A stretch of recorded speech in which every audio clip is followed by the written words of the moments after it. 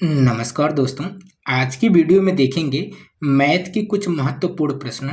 यह जो 5 से 6 प्रश्न हैं, ऐसे प्रश्न लिए गए हैं जो आपका एसएससी का एग्जाम हो या रेलवे का एग्जाम हो या टीचिंग का, अदर कोई भी एग्जाम हो जहां भी मैथ पूछी जाती है ना, तो मैथ के कुछ ऐसे प्रश्न लिए गए हैं जो बार बार एग्जाम में पूछ ही लिए जाते हैं। और इन सारे के सारे प्रश्नों को हम क्या करेंगे, एक ट्रिक और एक बेहतरीन तरीके से लगाने का प्रयास करेंगे, जिसका कुछ ही सेकंड में आंसर आएगा। जो लोग भी इस चैनल से पुराने जुड़े हैं उनको इस ट्रिक के बारे में बखूबी पता होगा ना। तो आइए बिना देरी के स्टार्ट करते हैं। यदि आप नए हो तो चैनल को सब्सक्राइब करके जरूर जुड़ जाइएगा ना। तो देखिएगा आज का पहला प्रश्न। पहले प्रश्न में क्या पूछा गया है, इसमें पूछा गया है कि 24 वस्तु बेचने पर ना, यदि आपको कोई भी प्रश्न आ रहा हो तो एक बार खुद से लगाने का भी प्रयास करिएगा ना। तो देखिएगा इसमें क्या पूछा गया है।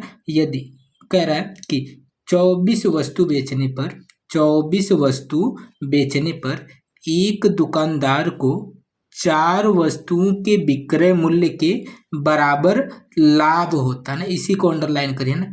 24 वस्तु बेचने पर एक दुकानदार को 4 वस्तुओं के विक्रय मूल्य के बराबर क्या होता है, लाभ प्राप्त होता है। तो उसका लाभ कितना प्रतिशत है यही बताना है ना। तो आप क्वेश्चन पढ़ के समझ गए होंगे कि उसने 24 वस्तु बेची है तो उस पर 4 वस्तुओं के बराबर उसको क्या हुआ है, लाभ हुआ है ना। तो लाभ हुआ है तो मतलब लाभ कब होगा, है ना। आप खुद बताइएगा आपको लाभ कब होगा। यदि आपको लाभ लेना है तो जो वस्तु कम की उसको यदि आप ज़्यादा में बेच देंगे तो कन्फर्म है आपको लाभ होगा। कहने का मतलब यदि 100 रुपये की वस्तु यदि आप 150 रुपये में बेचेंगे तभी आपको क्या होगा, 50 रुपये का लाभ होगा। 4 रुपये की चीज़ है यदि 5 रुपये में बेचेंगे तभी आपका क्या होगा, लाभ होगा। तो कन्फर्म है कि जब आप कम की वस्तु ज़्यादा में बेचेंगे तभी आपको क्या होगा, लाभ होगा ना। तो आपने बेचा कितने में है, 24 रुपये में बेचा। कितने रुपए में बेचा है, 24 रुपये में बेचा। लेकिन आपने जब 24 रुपये में बेचा तो आपको क्या हुआ है, 4 रुपये का लाभ हुआ है। आपको क्या हुआ है, 4 रुपये का लाभ हुआ है। जब हमने 24 रुपये में बेचा है तो 4 रुपये का हमें क्या हुआ है, लाभ हुआ। तो यानी कन्फर्म है कि वो वस्तु 4 रुपये सस्ती रही होगी ना, यानी वो वस्तु 4 रुपये कम की रही होगी। हमने 4 रुपये ज़्यादा में बेचा है तो यानी कन्फर्म है कि वो वस्तु कितने रुपए की रही होगी, 20 रुपये की रही होगी ना। 20 रुपये की वस्तु हमने कितने में बेची है, 24 रुपये में बेची है, तभी हमें क्या हुआ है, 4 रुपये का लाभ हुआ है। लाभ तभी होता है जब हम कम की वस्तु ज़्यादा में बेचते हैं। और हमने बेचा कितने में, 24 रुपये में। मतलब वो वस्तु कितने की थी, 20 रुपये की थी। 20 रुपये की वस्तु हमने 24 रुपये में बेची है, तभी हमें क्या हुआ, 4 रुपये का लाभ हुआ है। अब तो हमें पता चल गया कि क्रय मूल्य कितना था और बेचा तो खैर हमने 24 रुपये में। तो अब हमें क्या बताना है, प्रतिशत बताना है ना। लाभ प्रतिशत कितना वही बताना है। तो हमें लाभ कितने का हुआ है, 4 रुपये का हुआ। कितने का हुआ है, 4 रुपये का। लेकिन ये जो 4 रुपये का लाभ हुआ कितने वस्तु पे हुआ है ना, यह जो 20 रुपये वाली वस्तु थी उस पे हुआ। किस पे हुआ है, जो 20 रुपये वाली वस्तु थी उसी पे 4 रुपये का हमें लाभ मिला। और हमें क्या निकालना है, प्रतिशत निकालना। तो जब भी आपको प्रतिशत निकालना होगा तो गुणे में क्या करेंगे, 100 करेंगे। अब जो जो चीज़ें कट रही हैं उनको यहीं पर क्या करिए, काट लीजिए। जैसे 4 से काटेंगे तो 4 पच्चे 20 हो जाएगा। 5 से 100 को काट लीजिए तो 20 पच्चे 100 हो जाएगा। यानी 20% का क्या हो गया, लाभ हो गया। यानी 20% का लाभ हो गया। यानी जो बी वाला ऑप्शन दिया हुआ है आपका एकदम सही हो जाएगा।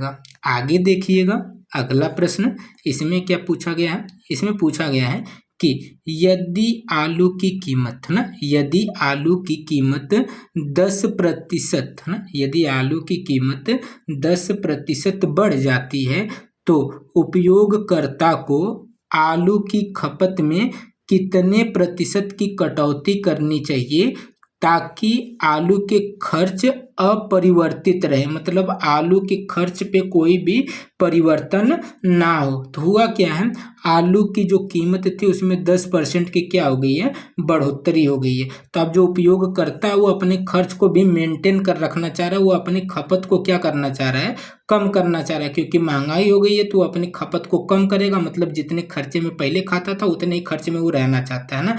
तो क्या हुआ है, 10% की वृद्धि होगी। तो बस इसी चीज़ को नोट करिएगा, जहाँ भी दे दे खर्च अपरिवर्तित रहे वहाँ पे ये ट्रिक आप अप्लाई कर दीजिएगा। आपको करना क्या है, वृद्धि हुई है, कितने की वृद्धि हुई, 10% की वृद्धि हुई है ना, तो जितने की वृद्धि हुई है बस उसे लिख लीजिए। कितने की वृद्धि हुई है, 10% की वृद्धि हुई तो 10% लिख लीजिए।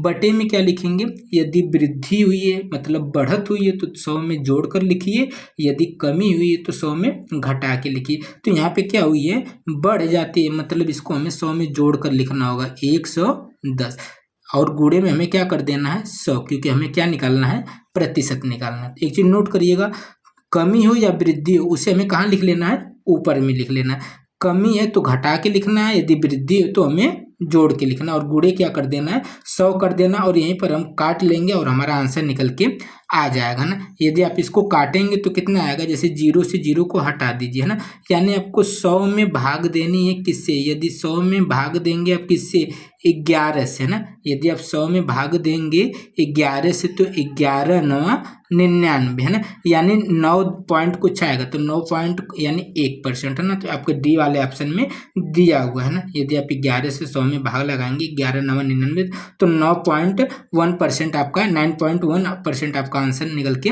आ जाएगा, यानी डी वाला ऑप्शन एकदम सही हो जाएगा ना। आगे देखिएगा अगला प्रश्न, इसमें क्या पूछा गया है, इसमें पूछा गया है कि यदि 192 पेन की कीमत, यदि 192 पेन की जो कीमत है वह 10 रुपये है ना, 192 पेन की कीमत कितनी है, 10 रुपये है, तो 5 रुपये में कितनी पेन आप खरीद सकते हैं यही बताना है ना। तो ये तो पूरा सिंपल है ना, इसको आप लगा सकते हैं ना।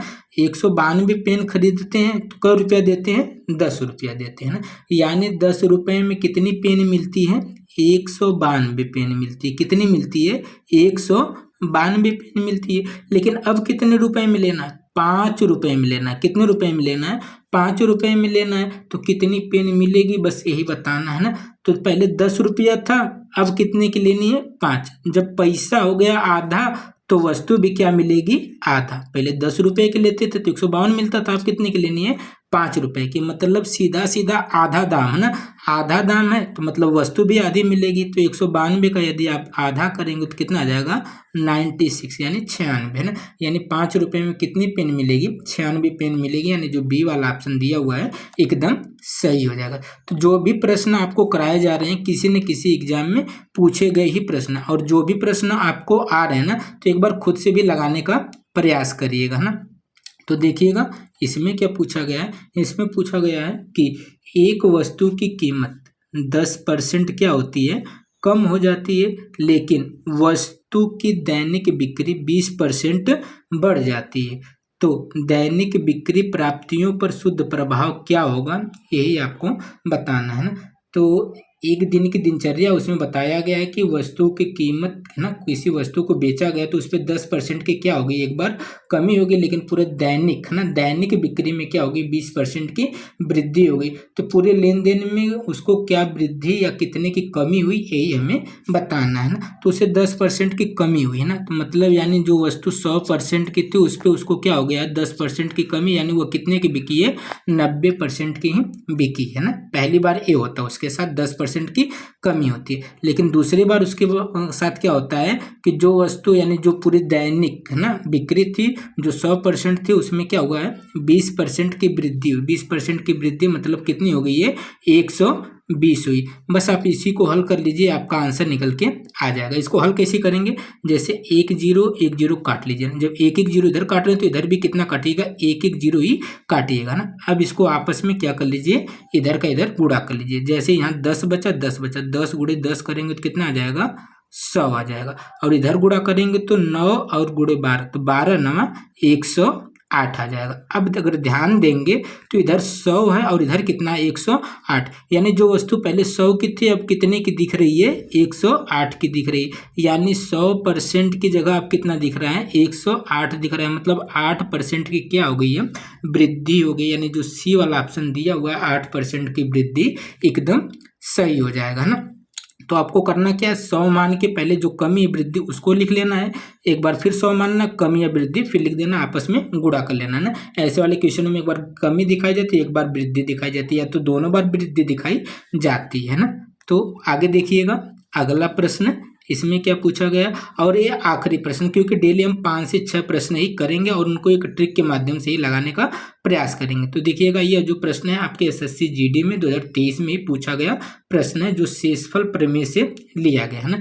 तो इसमें आपको बस शेषफल ज्ञात करना है ना। या आपको एक अंक दे दिया, लेकिन इसमें पावर में पावर बढ़ा दिया है ना। कह रहा है यदि आप इसको हल करेंगे, मतलब 5 से भाग देंगे, तो शेष कितना आएगा, यही आपको बताना। तो इसमें आपको एक सिंपल सा तरीका बताते हैं कि ये जो घात है ना, इसको देखकर आप घबराइएगा, मतलब घात कितना हो दी हुई ना, उसको छोड़ दीजिए ना। ऊपर कितना हो घात है ना, हमें उससे कोई मतलब नहीं, बस लास्ट वाली एक घात से हमें क्या है मतलब है। जो लास्ट वाली एक घात है बस उसी से मतलब रखिएगा, बाकी हमें किसी भी घात से मतलब नहीं है। तो यानी हम कितना मानेंगे, अब जो पूरा संख्या, तो पूरी संख्या को भी छोड़ दीजिएगा, हमें सिर्फ कितने से काम है, सिर्फ जो लास्ट वाला 6 है उसी से काम है। तो लास्ट वाला जो 6 है ना, हमें काम किससे, उससे। और घात कितना है उससे काम नहीं, सिर्फ हमें लास्ट वाली जो घात है 20 है ना, काम हमें किससे है, सिर्फ 20 से। और बटे में कितना है, 5 है ना। अभी भी ये ज़्यादा है, क्योंकि 6 के पावर 20 है, मतलब 6 को कितनी बार लिखना है, 20 बार लिखना है। कहीं ना कहीं ये भी क्या है, 6 को 20 बार करना इम्पॉसिबल है ना।